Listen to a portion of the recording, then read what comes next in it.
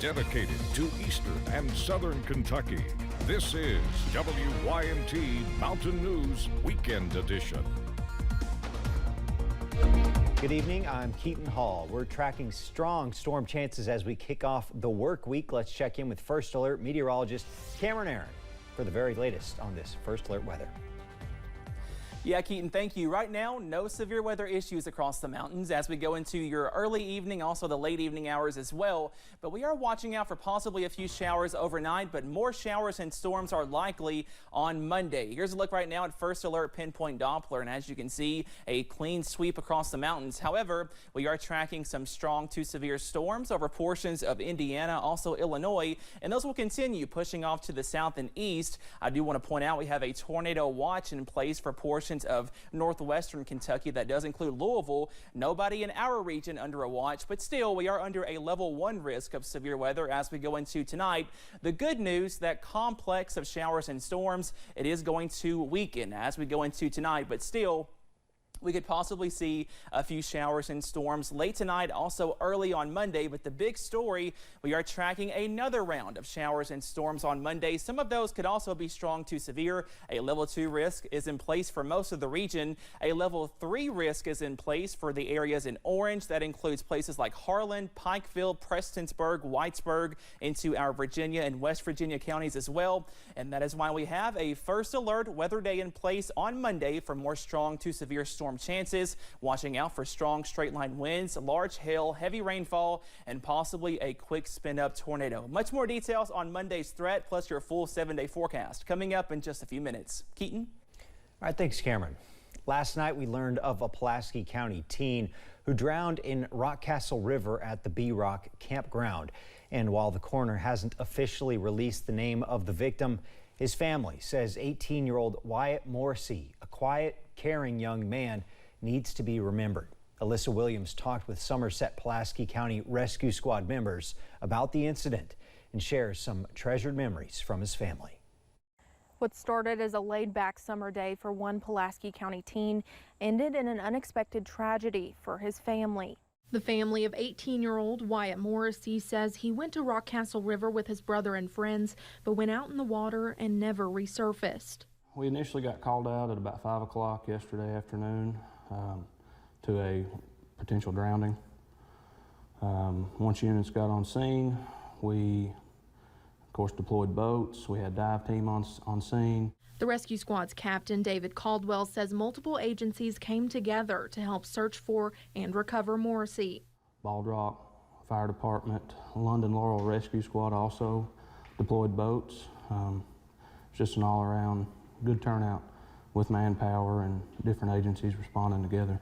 The Somerset Pulaski County Rescue Squad says this is an ongoing investigation that is being handled by Kentucky Fish and Wildlife. I mean, it's always difficult when you've got family still there. You've got a job to do, and you try to be as professional, but you got to get the job done, and it's just the main reason why we do what we do, just to give closure to that family.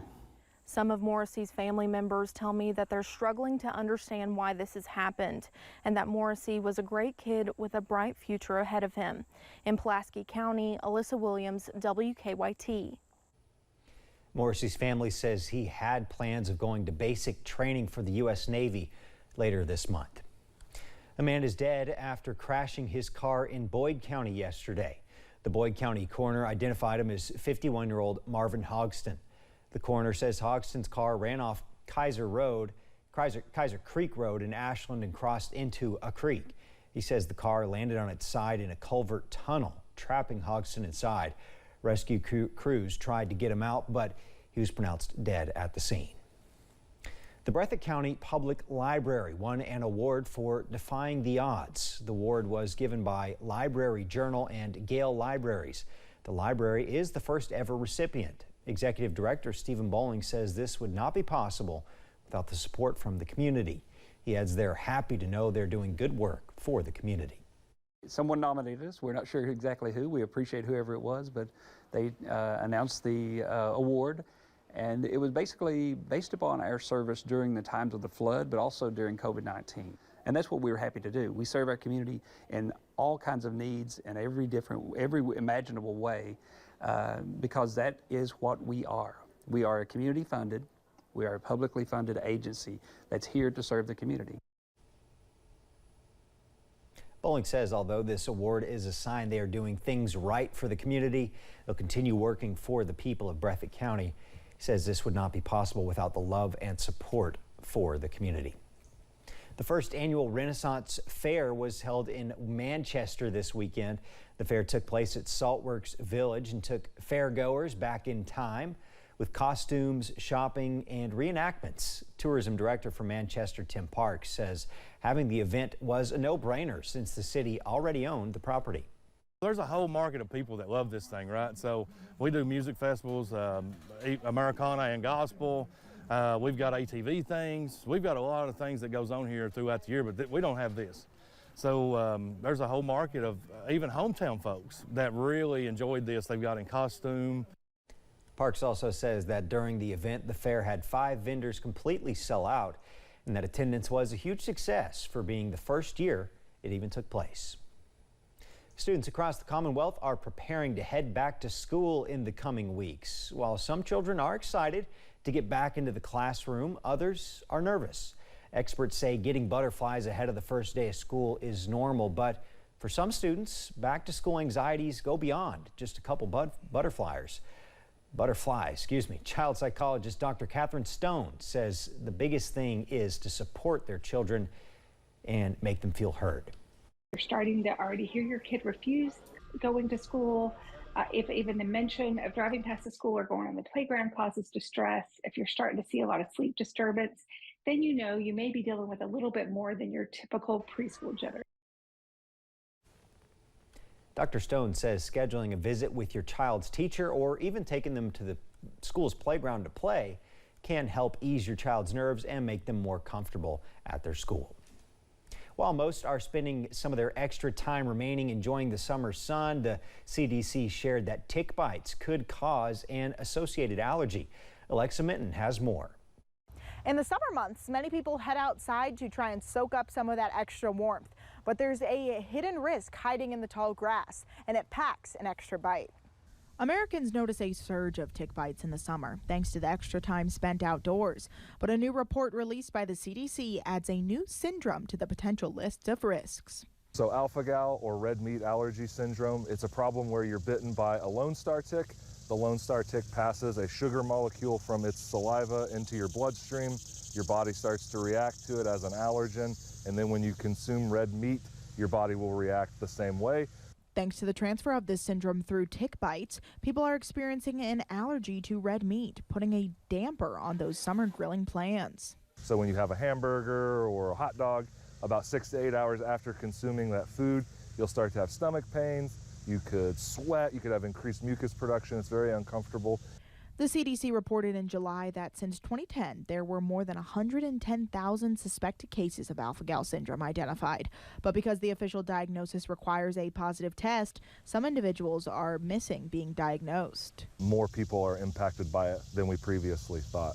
It's something that's still relatively new, only really been talked about since like 2010, thereabouts. We're starting to learn more and more about it. Allergists are studying it and figuring out exactly how widespread it is. So once you're done enjoying the summer sun, make sure you give yourself a tick check to stay safe from those tiny tick bites. After any activity outdoors, I would encourage people to do a tick check, to check your body for parasites walking up and down it so that you can remove them before they take a bite.